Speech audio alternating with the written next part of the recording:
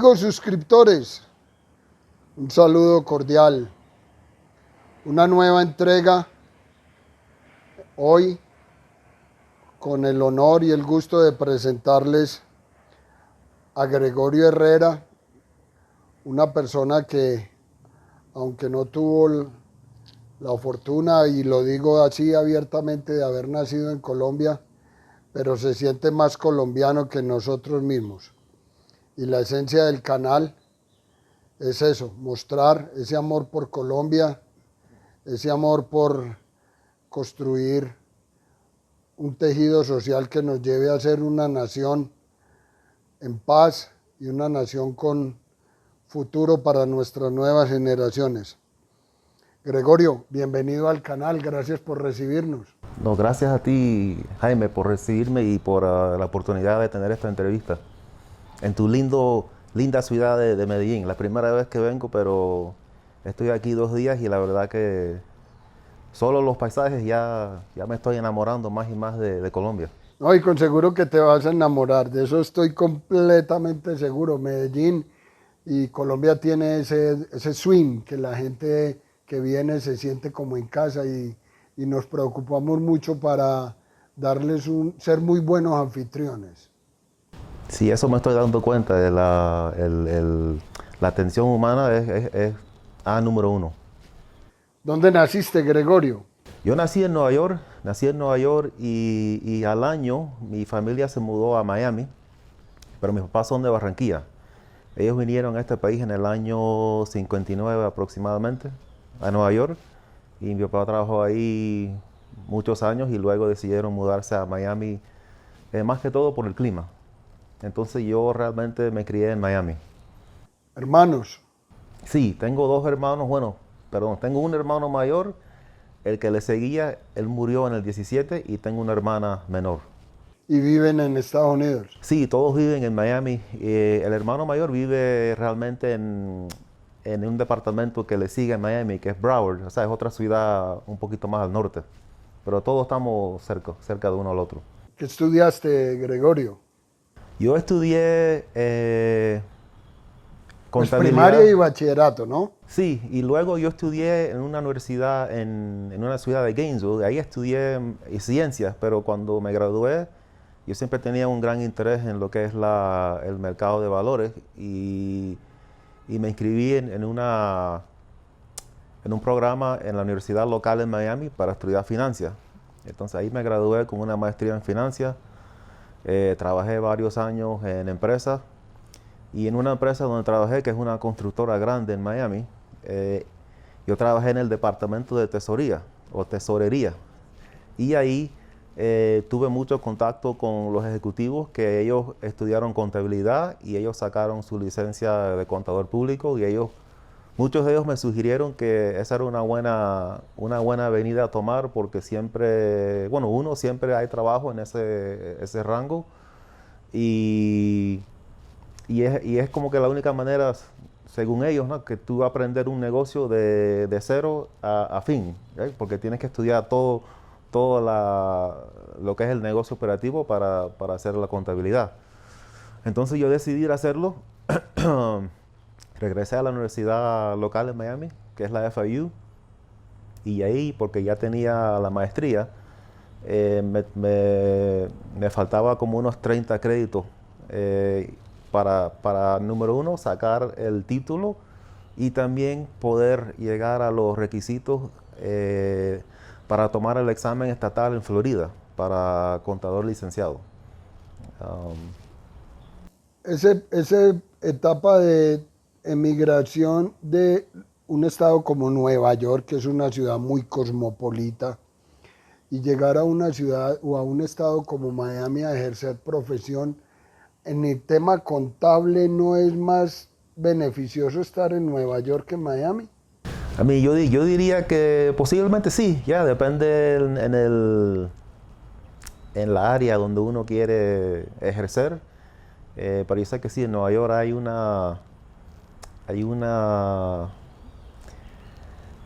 hay un centro financiero bastante poderoso, ¿no?, a nivel mundial. Pero acuérdate que yo yo estudié acá, yo estudié, perdón, en Miami y me crié en Miami. So, yo realmente viví solo en Nueva York hasta que tenía 1 año. Entonces llegué a Miami y ahí es donde yo siempre he hecho mi vida. En tu vida laboral, ¿cuáles han sido esas experiencias desde que dejaste la universidad y empezaste ya a ser una persona que entra en el sistema productivo del país? ¿En qué sentido, Jaime? Pues Perdón. empezaste, ¿cuáles fueron tus inicios laborales? Ok, ok. Bueno, cuando yo, antes de yo terminar lo que es el estudio contable, a través de la universidad, yo me hice parte de una asociación y entonces ahí vienen las grandes firmas y también unas pequeñas locales a hacer presentaciones y entonces así uno los conoce y ellos conocen a uno. Entonces yo logré un trabajo en una firma local de contadores y trabajé 1 año. Antes de eso, yo ya tenía una oferta de la empresa KPMG para trabajar como auditor.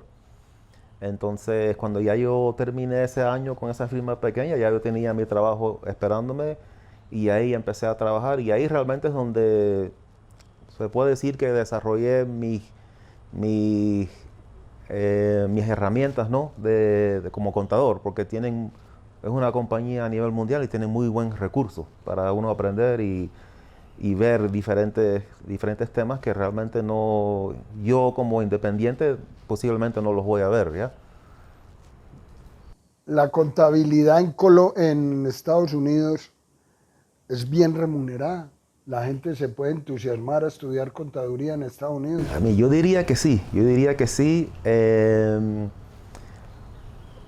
explico, cuando tú te gradúas como contador, ya tienes el título de contador y puedes salir a buscar trabajo, pero lo más probable es que ya tengas un trabajo esperándote. Pero yo diría que para uno ganar, o sea, tratar de tener el mejor éxito en términos de ingresos, sería seguir el estudio y sacar esa licencia de contador público, porque no solamente tienes que tener el título universitario, tienes que tener años de experiencia y tienes que tener lo que es un equivalente a una maestría, ¿ya? Entonces, y los exámenes son fuertes, son 5 exámenes, cada examen son 4 o 5 horas. Entonces ahí sí, ¿y por qué? Porque eso te permite firmar o preparar ciertos estados financieros que una persona que solamente tiene un título de contabilidad no lo puede hacer. El Estado apoya esas iniciativas de vida. Bueno, sí, a nivel universitario, yo tuve la gran fortuna de que yo pude sacar, cuando hice la maestría, yo no quería endeudarme más, entonces eso yo lo pagué. Pero antes de eso yo saqué préstamos universitarios y eso sí, si no fuera por eso, yo no creo que hubiera podido enfocarme en los estudios 100%. Porque es que uno escucha mucho, Gregorio, y me corriges, que el que ama el deporte o tiene tendencias deportivas, pues es un beneficiado porque el mismo Estado lo beca. Claro, ¿cierto? claro. En tu caso no fue el deporte, sino tus conocimientos, o fue definitivamente, venga, présteme plata y yo pago, que soy capaz de...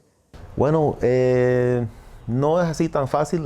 Para tú recibir esos préstamos universitarios tienes que llevar un puntaje de cierto nivel, ¿no? Y cada semestre ellos evalúan y si no llegas a mantener las calificaciones necesarias, bueno, te pueden, o sea, no seguir dando préstamos. Entonces, básicamente yo no tenía ningún tipo de deporte que yo jugaba. Y yo no era tampoco el más brillante del mundo. Yo simplemente trabajo fuerte y, y con los esfuerzos, lo logré. Saquemos una primera conclusión. Todo aquel que quiera emigrar a los Estados Unidos, o sea, ya residente, estamos hablando de colombianos que emigran a los Estados Unidos y quieran el día de mañana tener una profesión digna y vivir de ella, definitivamente tienen que ser juiciosos estudiando.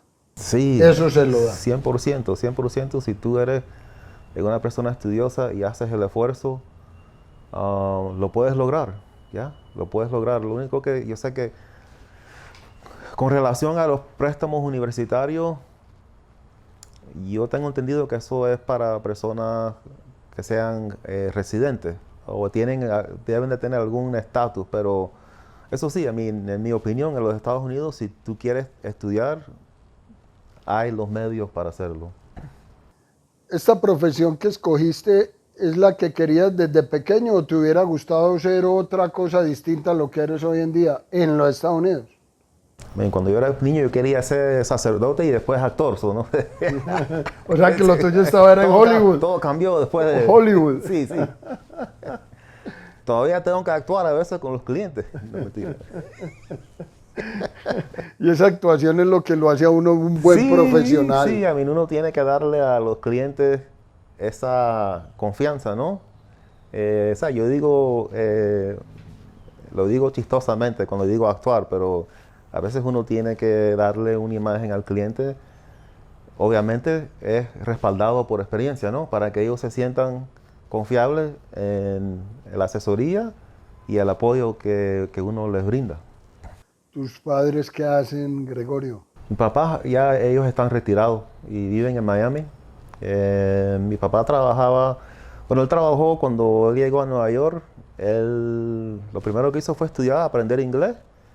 Y él sacó un trabajo en el Chase Manhattan Bank. Sí. Que el cuento me lo hace casi cada vez que lo veo. Y él en ese tiempo el Chase Bank ocupaba un edificio entero y él trabajaba en la sección de computadora y trabajó ahí muchos años y llegó a ser jefe. Pero ya cuando se vino a Miami, él trató de agarrar trabajo en unos bancos pequeños, pero era diferente la política y no le fue muy bien ahí. Luego él se asoció con unos amigos y tuvo un pequeño lote de autos, donde exportaban autos. Y también ya en lo último, él manejaba unos edificios para unos inversores, lo que es, asegurar de la renta, o sea, básicamente asegurarse de que todo esté ordenado y... O sea que se puede concluir que tu padre sí realizó el sueño americano. Sí, él llegó a Nueva York y él no tenía trabajo. Él me dijo que él durmió en un parque un día, pero en esos tiempos era diferente. Las personas, ellos dormían con la puerta abierta. Él me decía, entonces él conoció unos puertorriqueños que le ayudaron y él con ellos tuvo un lugar donde dormir hasta que pudo trabajar y traer a mi mamá. ¿Y tu madre qué hizo en Estados Unidos? Mi mamá realmente ya, la gran mayoría de su vida, ella no trabajó, ella se lo dedicó a sus hijos, pero ella sí trabajó un tiempo en las aerolíneas, mantenimiento. Y también ella también hacía sus cosas independientes. Cuando estábamos niños, de pronto ella cuidaba a algunos niños. O sea, part-times. Sí, ella se dedicó a sus hijos. Gregorio, muchos colombianos emigran a los Estados Unidos con la mentalidad y la proyección de hacer una mejor vida que de pronto por algunas circunstancias, y no lo digo porque en Colombia no se pueda tener una buena vida, sino porque circunstancias lo llevan a uno a cambiar de hábitat y de entorno social. Sí. Como primera conclusión para aquel inmigrante que llegue a los Estados Unidos, bien sea legal o ilegal, ¿sí? ¿Qué consejo le das? El primer consejo que yo le doy, y eso, porque yo tengo clientes, yo le hago contabilidad a muchos clientes que viven en Latinoamérica, pero también tengo clientes locales en Miami y hay una gran mayoría de los residentes que son cubanos. Y a veces vienen referidos por otros clientes porque son familiares y yo veo que es una persona joven y no sabe el inglés. Y lo primero que yo le digo a ellos es que ellos tienen que aprender el inglés. Eso es clave. Aunque estés en Miami y todo el mundo habla español, tú tienes que aprender inglés porque eso te va a separar. Porque cuando tú vas a solicitar un trabajo, tú siempre tienes competencia. O sea, dejas de ser un ciudadano de segunda y pasas a ser un ciudadano de primera. Porque Exacto. si no conoces el idioma, pues lógicamente la discriminación y las oportunidades no están a la vuelta de la esquina. Correcto, me vas a conseguir un trabajo, pero en mi opinión, si tienes un inglés, no tiene que ser un inglés perfecto, vas a tener otras oportunidades. Y se facilita el tema del aprendizaje del inglés a aquel inmigrante. Sí, yo conozco personas que, más que todo son cubanos, que ellos entran a una, y son cursos y son gratuitos en el college local y también en los high school es bachillerato, ¿no? También tienen programas para aprender inglés y normalmente son gratis o si tienen un costo, es un costo bien mínimo. ¿Cuál crees tú que es tu mayor fortaleza hoy en día para triunfar en los Estados Unidos?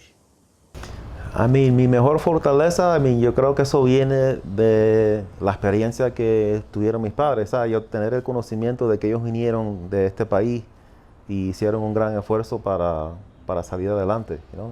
Eso junto con la experiencia que yo he tenido dentro de los últimos 12 años de trabajar independiente. No te pregunté, ¿estás casado, Gregorio, o no? ¿Tienes Sí, hijos? felizmente casado. ¿Y cuántos Tengo hijos tienes? 2 hijos, 2 varones, Daniel y Sebastián, 8 y 6 años.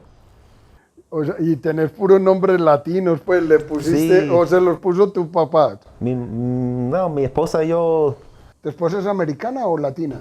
mi esposa nació en Vietnam, pero ella habla español y ella vino a este país cuando tenía 1 año, pero vino al estado de Washington. No Washington DC, sino en la costa oeste y vivió ahí hasta los 18 y ella después, su familia vino a Miami o llegó a Miami. ¿Y conoce Colombia? Todavía no, todavía no. Pero hay que traerla. Sí, no, yo hermano. vine en este Para que viaje conozca- para tener un preview. Another Day Paradise. Claro. No, yo quiero que mis hijos conozcan de dónde vinieron sus abuelos y que tengan como unas raíces latinas. Ven, eso es una pregunta que lógicamente es obligatoria.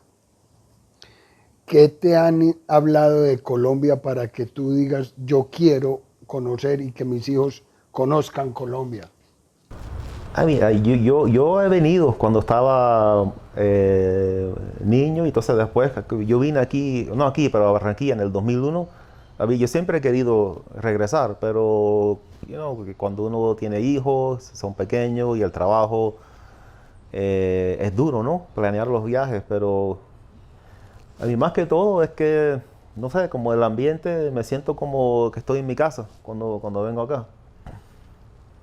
A ver, es triste en ocasiones decir esto, pero tú sabes que los medios masivos de comunicación se encargan de llevar en ocasiones noticias malas. No venden, hay veces, lo bueno que se hace en el país. En los Estados Unidos, el americano con tu perfil y con tus arraigos latinos y raíces latinas por parte de tus padres, cuando ven esas noticias malas de Colombia, creen que Colombia es así, o la idea es venir y cambiar ese chip para tener una opinión diferente. Yo te voy a ser honesto, cuando yo estudié en Gainesville, cuando estudié ciencia, yo me acuerdo un día que salí con un compañero a ver un partido y él vino con una amistad de él. Y yo no sé qué estábamos conversando, pero él hizo un comentario sobre Colombia, pero era un comentario bien negativo.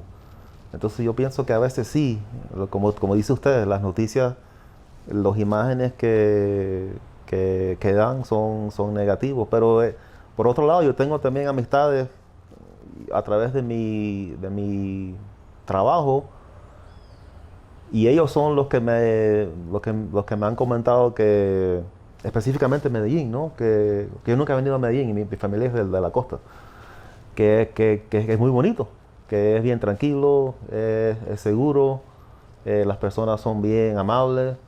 Yo creo, depende, o sea, yo creo que obviamente hay cierto nivel de ignorancia, ¿no? Porque en Estados Unidos o en todo país, si tú únicamente ves las noticias a través de la televisión, no vas a tener la noticia real.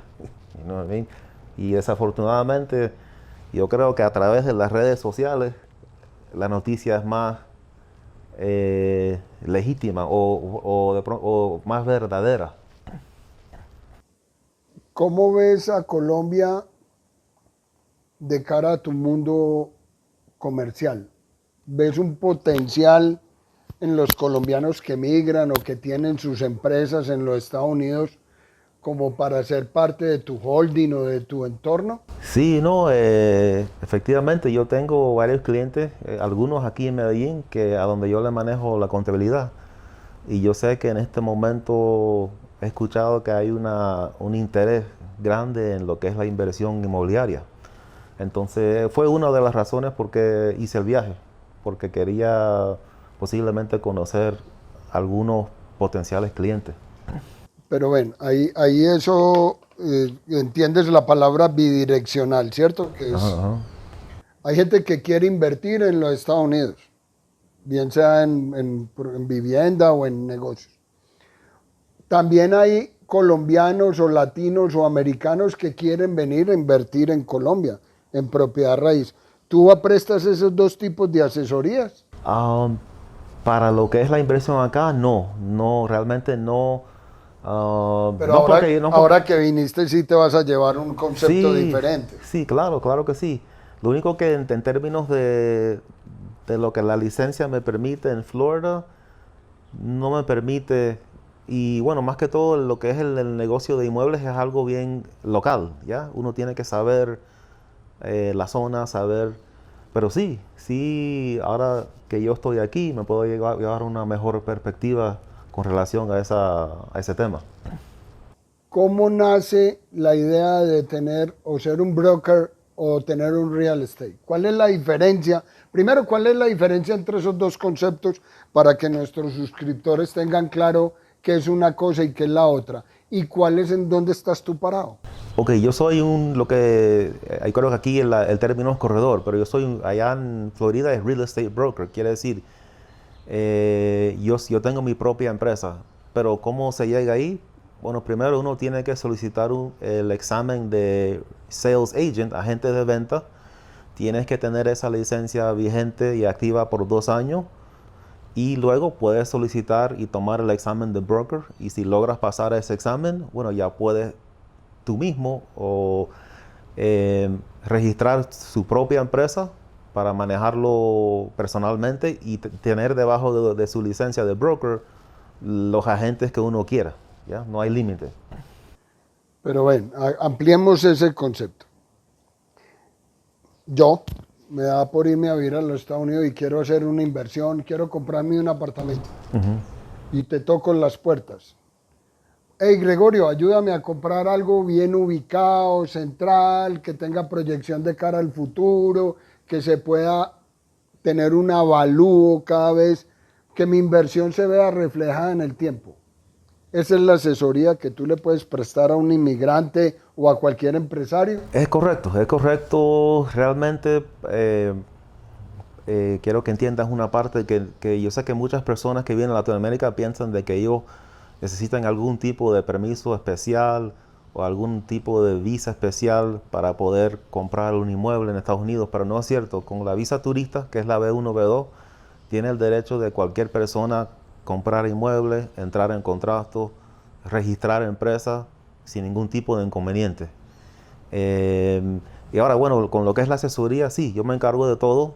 Y también encima de lo que es la asesoría inmobiliaria, como contador yo también los asesoro para que armen la estructura para su mejor beneficio con relación a los impuestos. Porque cuando una persona no residente compra un inmueble, uno nunca debe de comprar a título personal porque hay una serie de retenciones que son obligatorios cuando esa persona piensa vender, ¿ya? Entonces, pero se estructura de otra manera para que eso se evite. Y ese estructurar de otra manera es crear una empresa. Y yo normalmente sugiero lo que es registrar una corp, ¿ya? Porque esa entidad es una entidad... Una corp es una corporación. Sí, correcto, una corporación. Esa entidad es una entidad completamente separada de lo que es el individuo, ¿ya? Entonces no entran lo que son las retenciones que le mencioné ahora, que es sobre la venta de ese inmueble. Esto está muy interesante porque es una asesoría para nuestros colombianos que quieren invertir. Cuando tú dices crear una corp, ¿es simplemente crear algo de papel o tienes que tener el negocio donde vendes, compras o transformas alguna materia prima? Realmente no. Yo sé que aquí en otros países latinoamericanos, porque tengo los clientes, yo sé que allá, aquí o en esos países, uno tiene que, cuando registra una empresa, tiene que tener una, Una cámara de comercio, un NID, un ID. sí, tiene que ser algo específico que se detalla en los libros de registro que la empresa se va a dedicar a X operación. Allá no. Lo que hacemos es que registramos la corp y básicamente el único propósito de esa corporación es para que sea titular en ese inmueble. O sea, no tienes que tener ningún tipo de actividad además de eso. Y eso solamente, no solamente si la persona lo quiere para uso personal, también si la persona dice, bueno, yo quiero comprar un inmueble y lo quiero tener para la renta. En ambos casos, si es para uso personal o para rentarlo, yo siempre sugiero que sea el título de ese inmueble sea a nombre de esa corporación. Y eso se hace remotamente. La persona me manda, por ejemplo, hacemos una conversación, puede ser por Zoom, para yo conocerlo, y luego se registra la empresa a nivel estatal. Eso se hace todo electrónico. El segundo paso es solicitar el número fiscal de esa empresa, y ya con esos dos trámites ya queda registrado esa compañía y ya está 100% activa en el estado de Florida. Qué bueno ese punto, Gregorio. O sea que ese inversionista colombiano no está obligado a viajar a los Estados Unidos a poner su huella o a firmar un documento, no. Únicamente está obligado a viajar en persona cuando quiera aperturar la cuenta de banco para esa entidad. Pero para lo que es el registro de esa empresa y tenerla activa, no se requiere estar en persona. Pero sí tiene que tener visado. Técnicamente, Visa de los Estados Unidos. técnicamente no. Yo tengo clientes que no tienen visados, pero ellos sí tienen, por ejemplo, una operación pequeña en línea donde ellos venden algún tipo de curso y nunca han llegado a los Estados Unidos, y yo les registro la empresa, ¿ya? A Pero ver, ahí ese es un buen punto. Pero no he tenido esa experiencia de alguien que quiera comprar, pero no tenga la visa, ¿ya? pero se puede realizar ese tipo de transacciones, Sí, sí, se puede registrar la Corp sin problema, sin tener la visa. siempre y cuando no tenga ningún antecedente de justicia, me imagino, tiene que estar limpio. O tampoco implica eso. Inclusive eso no es algo que se revisa. No se hace ningún tipo de investigación sobre la persona. Únicamente se registra el nombre. Se tiene que revisar que ese nombre está disponible. Se registra el nombre. Se tiene que tener una dirección en Florida, que ese es otro servicio que yo presto, el uso de la dirección de mi oficina.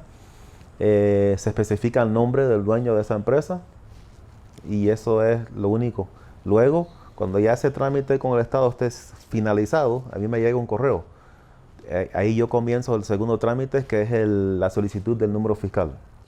Ven, muy importante eso, Gregorio. O sea que entonces, listo, yo voy o hago pues la visita presencial o desde acá invierto contigo, tú me haces todo el papeleo, ya el apartamento está a mi nombre, ¿correcto? O a nombre de la empresa.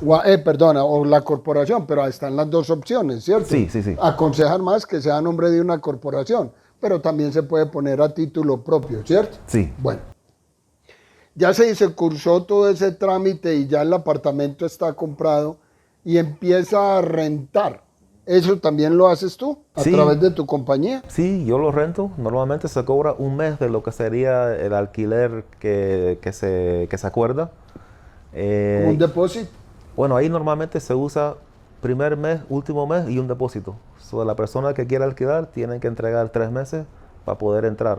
No solamente eso, el corredor que trae a ese inquilino tiene que entregarnos, junto con la oferta escrita, un documento de la policía que no tiene ningún antecedente, reporte de crédito y prueba de ingreso, o sea, cómo ellos generan su ingreso.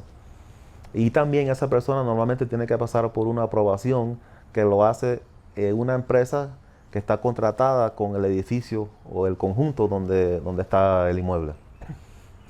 Son muchos los requisitos, ¿no? Para poder rentar en Estados Unidos. Bueno, O en el estado de Florida, pues. El tema es que queremos un inquilino que sea puntual y que cuide. Entonces, por eso siempre se pide para saber si tiene algún tipo de historial criminal, cómo maneja su crédito, porque si tiene un crédito, un puntaje alto es porque paga puntual, y cuánto ingresa esa persona mensual para ver si puede pagar esa renta.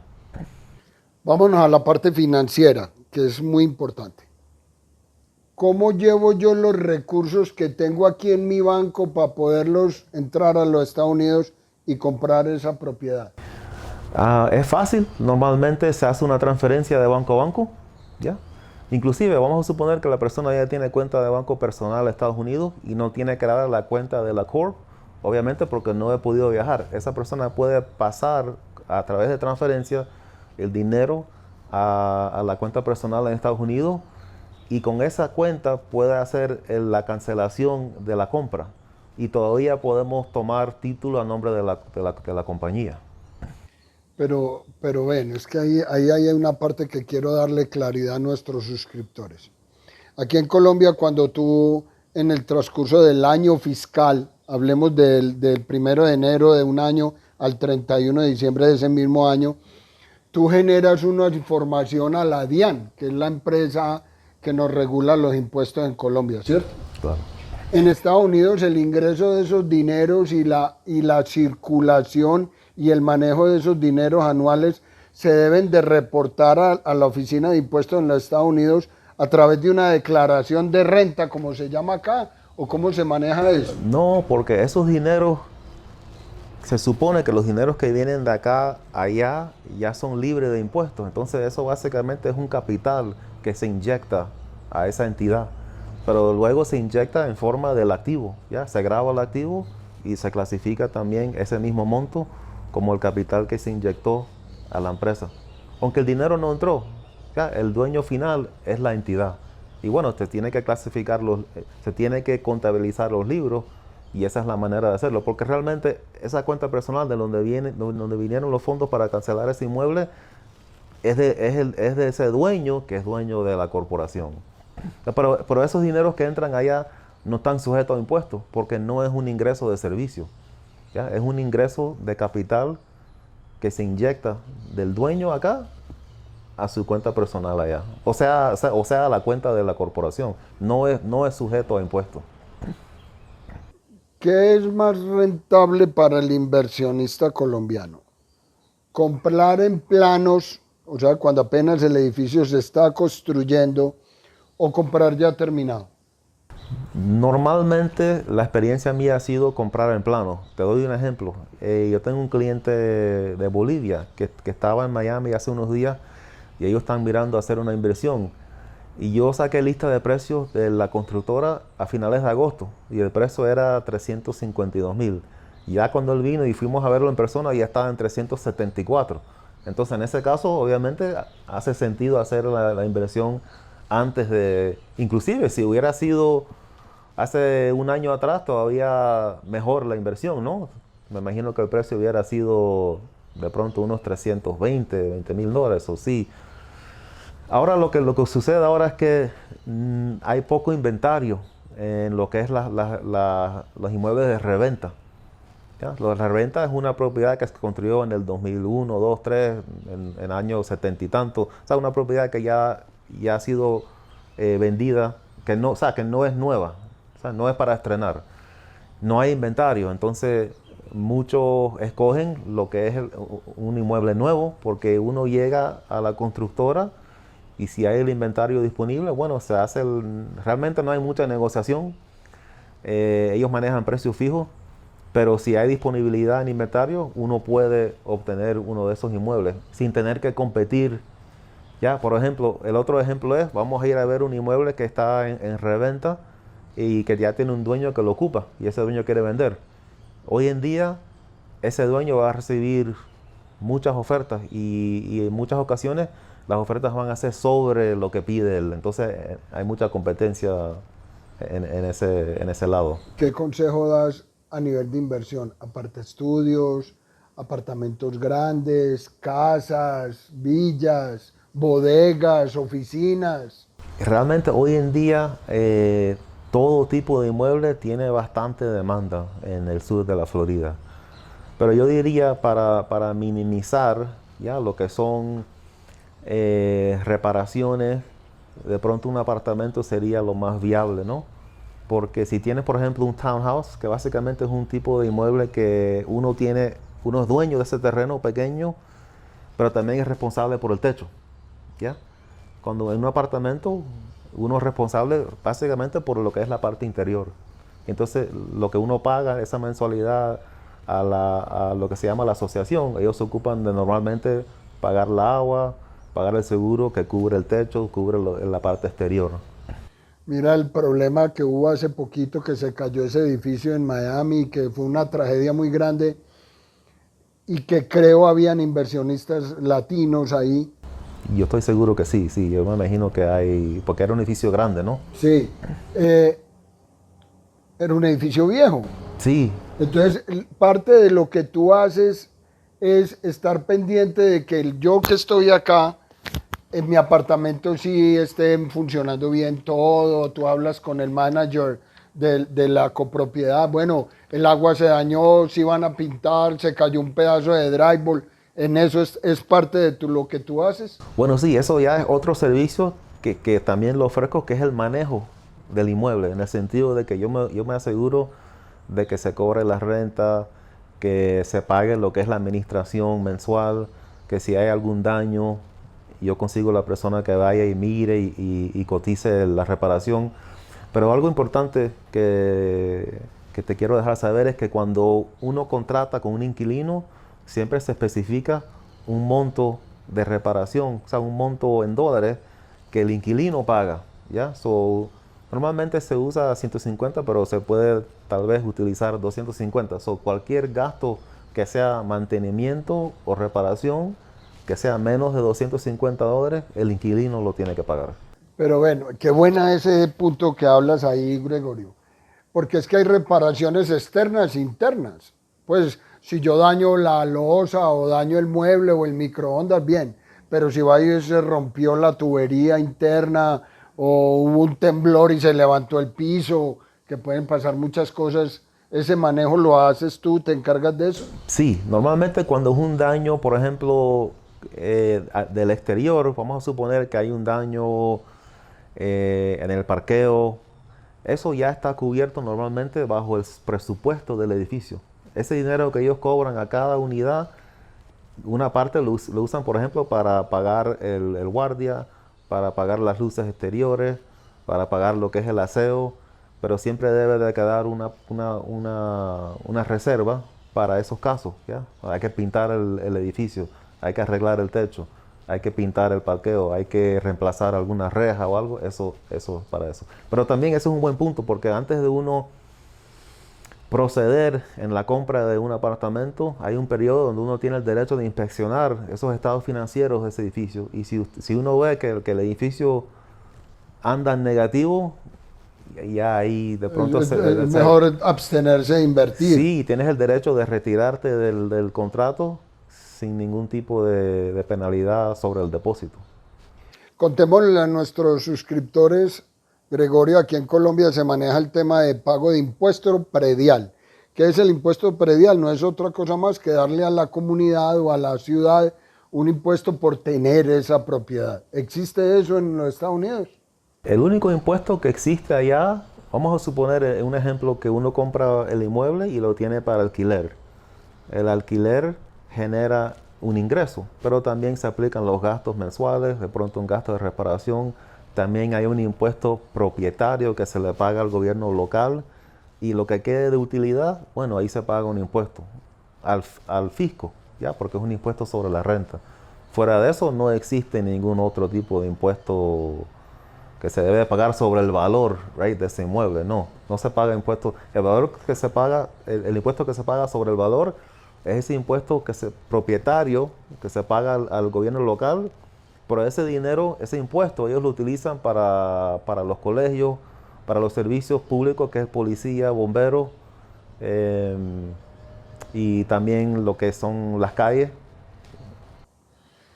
Ven, a mí, pues yo pienso que uno cuando va a invertir siempre busca que su inversión se proyecte a largo plazo, ¿correcto? Decirle a los latinos, en este caso a nuestros colombianos hermanos, que lleven su dinero a invertir en los Estados Unidos, ¿hay proyección de crecimiento de esa inversión en los Estados Unidos hoy en día? En mi opinión, Porque sí. hubo una época que, ahora que llegó Donald Trump, pues creo que la vuelta cambió mucho, pero había una burbuja que iba en caída. Sí, sí. Realmente yo diría que si la inversión es a largo plazo, siempre hay perspectiva para valorización, no solamente en precio, pero en renta, ¿ya? Las rentas han subido. Yo tengo un apartamento pequeño en la playa y yo comencé alquilando en 1.200 y ahora ese apartamento se alquila en 2.700. Entonces las rentas con el tiempo, como todo, ¿ya? En los años 90, los autos, la leche, todo producto tenía un valor menor de lo que es hoy en día. Con las rentas, siempre las rentas con el tiempo van a subir. ¿Cómo te ves en 5 años? Pongamos en 4, en 5, en 6 años en tu profesión. En 5 ¿Futuro en años, los Estados Unidos? ¿O de pronto va a abrir sucursales fuera de los Estados Unidos? en 5 años a mí realmente me gustaría tener por lo menos un inmueble aquí en Colombia para tener un lugar donde estar con mi familia.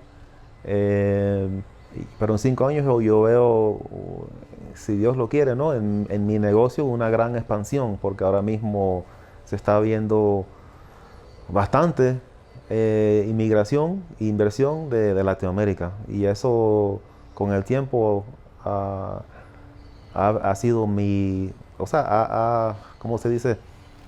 Ha llegado a ser mi enfoque durante muchos años.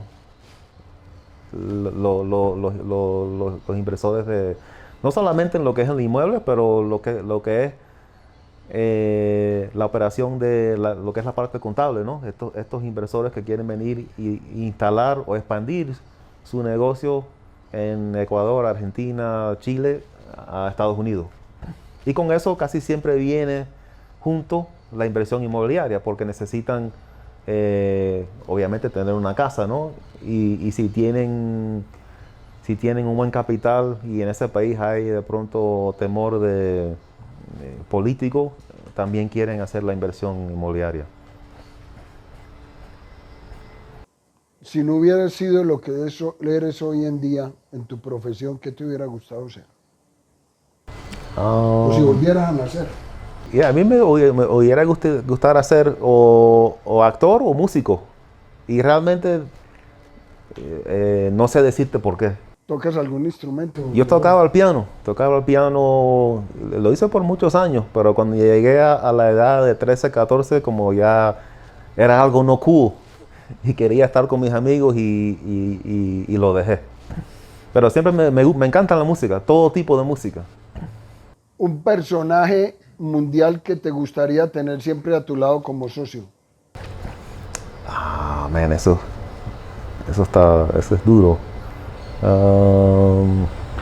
Puede ser consejero, puede ser aquella persona que para ti es un referente de vida y decir, oh, qué rico tener yo a Bill Gates a mi lado. A mí, yo te voy a ser honesto, mi papá es mi referido, you know what I'm saying? Porque la experiencia que él tiene en la vida y los consejos de él me ha servido mucho. De Colombia, ¿qué personaje te ha impactado? ¿Qué colombiano te ha llamado la atención en tu vida? Jaime Cardona. No, hombre, no me honre tanto que la verdad me siento hasta pequeñito.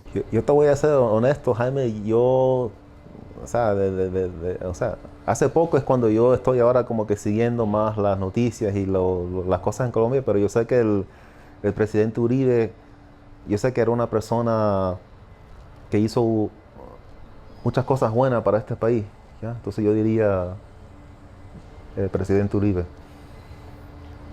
Amigos suscriptores, no lo decimos aquí en Colombia, lo dice la gente de afuera. ¿cuál es tu palabra favorita que te llena cuando la pronuncias? Es una mala palabra, Jaime. ¿No? Fuck. Fuck. Y eso cuando te refieres a fuck, ¿lo haces de desprecio o de pronto de impotencia? Casi siempre es porque, ¿sabes? Uno a veces en el trabajo se te presentó un inconveniente o estabas tratando de terminar algo, pero se te fue el tiempo y uno como, fuck, man, no lo pude terminar. Es como, no sé. ¿Qué te motiva en tu vida, hermano? Mira, Me realmente, imagino aparte de tus hijos, pues. sí, lo que me motiva es eso, mi familia, y yo no sé, saber que yo tengo esa responsabilidad me motiva, y también me motiva lo que es el aprendizaje. Ahora con la criptomoneda es algo que me excita mucho. Esa nueva, yo digo, no lo digo yo, pero he escuchado personas que yo escucho que son personas que conocen mucho de ese tema. Ellos, dice que es un universo financiero paralelo al que existe ahora. Eso yo creo que es algo que va a cambiar la vida de muchos. Y en Estados Unidos hoy en día hay mucha tendencia. Yo veo Sí, que sí, hay muchísima. mucha inversión en eso. Aquí en Colombia se está despertando mucho el tema de la criptomoneda. Sí, Muchísimo. Claro que son plataformas que se manejan desde los Estados Unidos o desde Europa.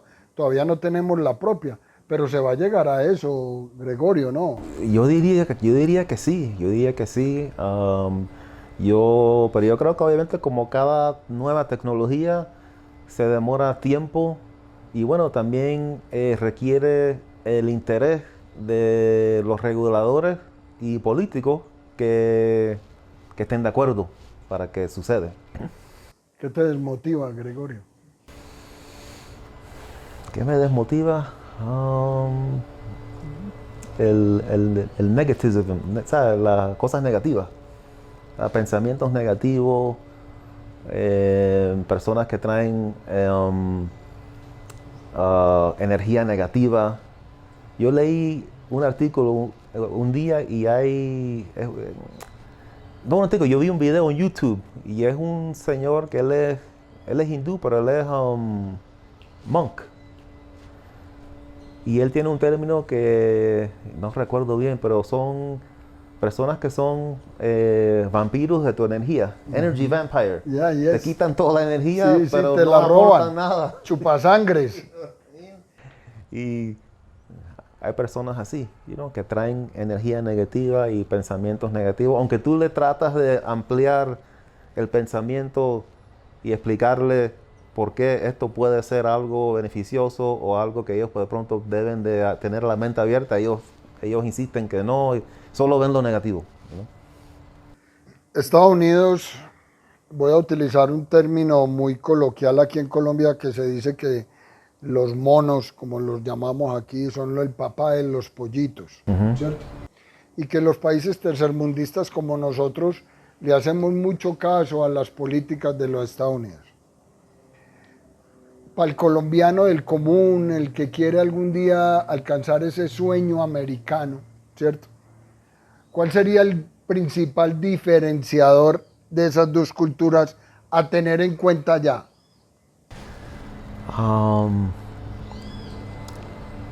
Yo diría que, llegando nuevamente a lo que conversamos antes, la diferencia que uno puede hacer para tener éxito viniendo de acá a Estados Unidos es, uno, dominar el idioma, y dos, simplemente tienes que hacer un gran esfuerzo de trabajo, ¿ya? Y insistir y tratar de desarrollarte tú mismo a temas nuevos y siempre tratar de incrementar tu nivel de conocimiento en lo que sería tu oficio o trabajo, right? Siempre tratar de superar. Si hay un certificado, bueno, trata de obtenerlo. Eso te va a dar mejor perfil de trabajo para tú elevar, ¿no? te vas a jubilar, Yo no creo que yo me jubile. pero pagas jubilación. Bueno, sí, sí. Aunque yo trabajo independientemente, los impuestos que yo pago anual van contra mi jubilación en Estados Unidos. ¿A qué edad se jubila uno en los Estados Unidos, los hombres? Yo creo que ahora lo que se llama early, o sea, es temprano, es a los 62. Pero yo creo que dado a mi edad, yo creo que el mío es donde es full, o sea, completo, jubilación completa, porque si lo haces temprano, no recibes la jubilación, o sea, la cantidad monetaria completa, lo que te toca. A mi edad sería a los 67. Pero como te dije, yo no creo que yo me voy a jubilar. Yo tengo 2 hijos y, ¿sabes? Un sueño mío es que ellos se encarguen de mi negocio o que un día trabajemos juntos. Eventualmente yo tendría que o retirarme o simplemente trabajar poco y atender solo ciertos clientes, pero si yo no me veo sentado en la casa, porque ahí es donde uno se va deteriorando. Verdaderamente se envejece, sí. ¿Cómo va la parte tecnológica en tu empresa? ¿La gente te puede buscar a través de qué medios? Ok, eso es algo, es una pregunta importante. En este momento yo no manejo lo que son las redes sociales, pero sí tengo un sitio web bastante amplio en inglés y en español, donde ahí describe de los servicios que yo ofrezco y también hablo un poco sobre mi experiencia. Y bueno, fuera de eso, yo trabajo mayormente los clientes que yo tengo en Latinoamérica. Yo a ellos todos les doy mi WhatsApp porque es una manera, aunque sea de pronto, algunos de pronto lo ven informal, es bastante eficiente. Y es una manera a donde yo puedo darle un nivel de servicio alto, porque a través del email, si un cliente me escribe, yo siempre le voy a responder, pero si es un tema un poquito complejo o técnico que tengo que explicarle, es mejor por WhatsApp. Da más cercanía el WhatsApp. Porque si no, vamos a intercambiar 30 correos y en esos 30 correos de pronto yo no puedo explicarle suficiente o de pronto el cliente no puede agarrar la explicación. En WhatsApp uno puede fácilmente mandar mensajes o inclusive yo lo utilizo mucho. Yo agarro y me pongo a explicar el tema en voz.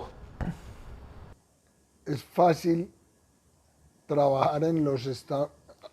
Vamos a hablar de la pandemia un poco, porque la pandemia marcó una gran diferencia en el modo del trabajo, ¿cierto? Y quizás nos cambió las rutinas y nos cambió el chip, la manera de pensar. ¿Está preparado el inmigrante latino en los Estados Unidos para trabajar de manera virtual o todavía es ese mano de obra presencial para los latinos? Yo te digo que la experiencia mía es en ambos ejemplos, porque tengo clientes y yo creo que tiene que ver con la edad de las personas, porque yo creo que las personas mayores todavía tienen esa tendencia de que ellos quieren ir en persona. Por ejemplo, en el banco te ofrece todos los medios en la aplicación, en el teléfono, en la computadora, para tú poder acceder y inclusive sacar una cita en el banco, hacer tus transferencias. Pero muchos clientes, y de mi experiencia, los que son un poco mayor, ellos tienen la tendencia que quieren hacer las cosas en persona. Pero con el tema de trabajo, como tú has dicho, eso ha cambiado el chip. Ahora mismo yo mismo veo yo mismo trabajando desde casa más de lo que hacía antes. Y igual, o sea, y yo estoy cumpliendo igual con los tiempos y todo con los clientes. Yo creo que eso tiene más que ver con las empresas. Yo conocí una muchacha, estuve en una boda y ella ya vive 100% en Miami, todavía está empleada aquí y ella está trabajando de manera remota.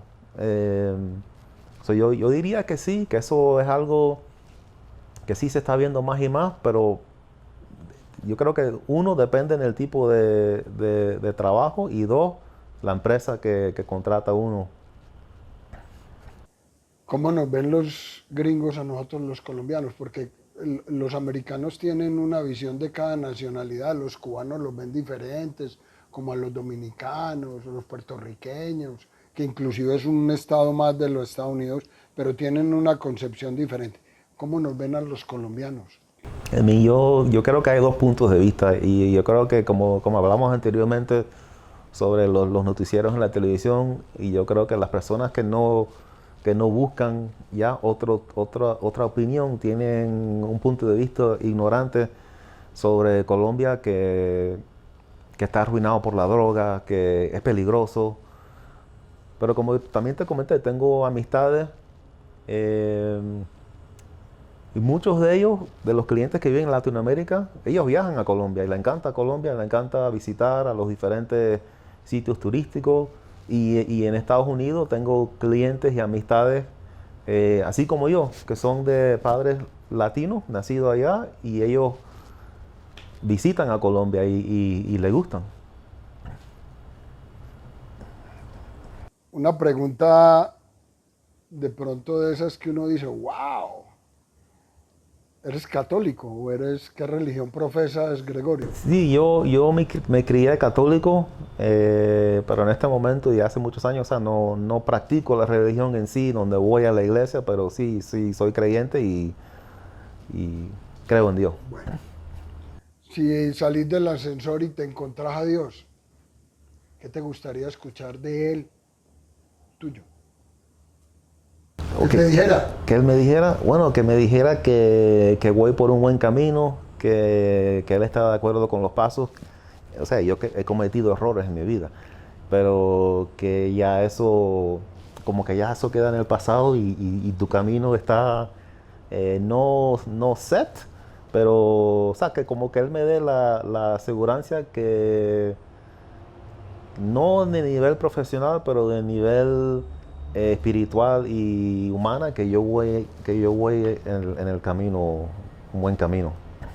¿Cuál es tu aporte a la conservación del planeta con todo el boom que hay ahora de cuidar los animales, cuidar el agua, sembrar un árbol? ¿Cuál es tu aporte a esa conservación del planeta y de tu familia? Um, ahí sí no sé ahí no sé qué decirte, Jaime, porque yo te voy a ser honesto. Yo manejo un carro V8. Que come combustible y Que me gusta contamina. correr. Pero, desde que yo era niño, mis papás siempre nos enseñaron y yo todavía lo veo hoy. Personas que de pronto están fumando un cigarrillo o abren un caramelo y tiran al suelo. Yo siempre he tenido la enseñanza de que, tienes que mantener limpio tu ciudad. Y bueno, en mi casa separamos lo que son los vidrios, los plásticos para lo que es el reciclaje. Eso siempre lo hemos hecho, ¿ya? Y tratar de utilizar menos, ¿sabes? Tratar de utilizar menos el papel de toalla, o sea, tratar de consumir menos. ¿Te gustaría ir al espacio, Gregorio? Salir del planeta. Yo no sé, porque a mí me da miedo las alturas. Yo vi a este señor William Shatner, que él era actor y ese programa yo me lo veía religiosamente cuando era cuando era niño, Star Trek, y él tuvo una, how do you say, una respuesta bien emocional cuando él salió, pero ¿sabes? Que no sé, no es algo que yo pienso, wow, yo quisiera ir al espacio, no. Si yo no sé si un día todos vamos a tener la oportunidad, obviamente se va a tardar, right? Porque el costo, como todo, right? El costo con el tiempo se va disminuyendo para que sea accesible a todos. Pero no es algo que yo he pensado mucho, como que es algo que quisiera hacer, que estoy bien excited, ¿no? Entusiasmado para hacerlo. Falleces. ¿Qué te gustaría que escribieran en la lápida donde tus restos o tus cenizas? ¿Qué te gustaría que la gente cuando pase y lea y diga, wow, Gregorio? ¿Qué te gustaría que apareciera ahí? Bueno, yo quisiera algo sencillo que dijera, mi nombre y que era buen padre, buen hijo y buen esposo. Sueño por cumplir. No sé, Jaime. Abuelo, ¿te gustaría ser abuelo? Sí, pero mi sueño en corto plazo es tratar de expandir mi negocio para poder darle un estilo de vida a mi familia que yo no tuve cuando era niño. ¿Y eso es un sueño económico o un sueño...? Sí, a mí tiene que ver con economía, pero la verdad que el propósito no es solamente ganar dinero. Sí, el dinero se necesita en la vida, pero en mi opinión el dinero te compra tiempo y ese tiempo libre se lo puedes dedicar, en el caso mío, a mi familia, a mis hijos. Por eso es que yo digo que yo quisiera, es una de las razones obviamente que quiero expandir el negocio, ¿ya? Y tener crecimiento. Obviamente otra parte sería ese crecimiento llega a posiblemente unas inversiones que le puede mejorar la jubilación de uno y un mejor estilo de vida. Pero uno de los mayores procesos es poder compartir más tiempo con mi familia y mis hijos, ya que ellos están llegando, están creciendo, ¿no? Y todo el mundo lo dice, ¿no? Crecen rápido, entonces lo mejor sería tratar de compartir el tiempo mayor con ellos, ¿ya? Para que ellos, como yo me llevé a mi papá, una buena enseñanza, ¿no? De la vida. Ven, primero quiero hacerte una mención, entregarte este reconocimiento. Gracias. No es otra cosa que un obelisco y ustedes en Estados Unidos sí que los tienen. De hecho, Washington lo tiene a la entrada del Capitolio y es algo que dignifica y enorgullece mucho el sentimiento americano. A través de este reconocimiento te quiero agradecer que en los Estados Unidos, así no hayas nacido en Colombia, hay un representante de nuestra cultura que tiene los rasgos y la sangre latina y que te haces ver de esa manera. El simple hecho de venir a Colombia, visitarnos, querer el día de mañana tener una inversión en nuestro país y querer aportar y recibir a ese inversionista o a ese inmigrante, pues te dignifica y hace que seas uno más de nuestra querida Colombia. Con esto quiero agradecerte de parte del canal, en primera persona, lo que haces y lo que eres. Y espero que el día de mañana, donde lo tengas puesto y mires hacia este obelisco, puedas entender de que unidos somos más fuertes y que esa fortaleza que crearon los egipcios a través de milenarios los perdure en el tiempo. Eso es lo que yo veo reflejado en ti. Y no es más, hermano, agradecerte tu visita a Colombia. Sabes que aquí las puertas están abiertas. Esto es un país que a personas como tú son bienvenidas, que nos aportan y que nos dignifican como país. Gracias, Jaime, gracias por la oportunidad y bueno, gracias por tu apoyo y por recibirme aquí. Te agradezco mucho por esto y por tu tiempo. Gregorio, el tiempo en televisión es corto, hermano. Despidámonos de nuestros suscriptores y qué mensaje le dejamos a esas nuevas generaciones de colombianos que sueñan el día de mañana de vivir en los Estados Unidos. El mensaje que yo les puedo dejar es que hagan el esfuerzo. En Estados Unidos pueden lograr el sueño americano con esfuerzo, con estudio y con una mente positiva, ¿no? Para salir adelante. Que apenas estás llegando, ya has visitado otra Colombia distinta. El día de mañana te irás a llevar una imagen positiva porque creo que y me voy a encargar de que te la lleves.